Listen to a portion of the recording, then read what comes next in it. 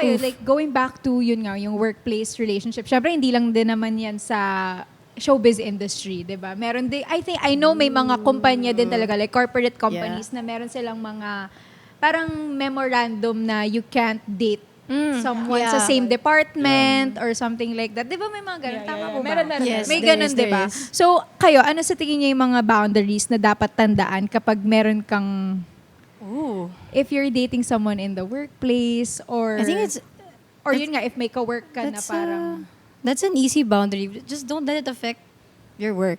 Yeah. That's it. When you're inside of the office, don't do mindset anything. din na pag dating mo sa set, magkatrabaho kayo, hindi kayo Hindi nga mag-jowa. sa set. Or sa work. Or okay, yun nga. Corporate. Sa work. Masyadong personal. Kalma. I can say na isa si Vince sa mga professional na tao. Di ba? Magaling mag-separate ng personal and Diba? Actually, yeah. In fairness, I'm so inspired. Wow! yeah. Kahit di Yeah, naman in si fairness. Tay.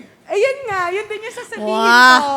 Yun din yung sasabihin ko. I love it. Lahat tayo professional dito. Yeah. Ay, professional dito. Naku naman. Pero to be honest talaga, madali talagang ma-fall.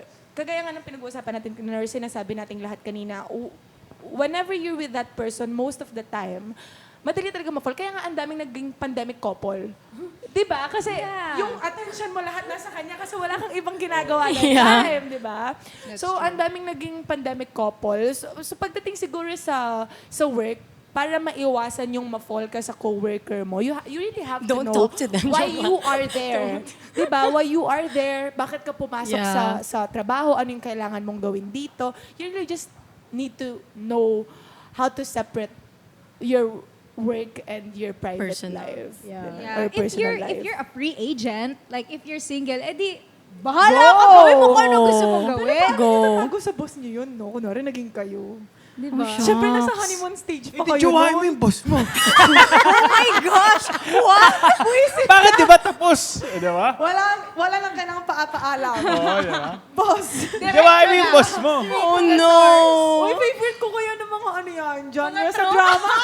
Yung trope? Oh my gosh! Boss and secretary? Favorite ko yung mga ganun. Wala girl, parang hindi. Oh no!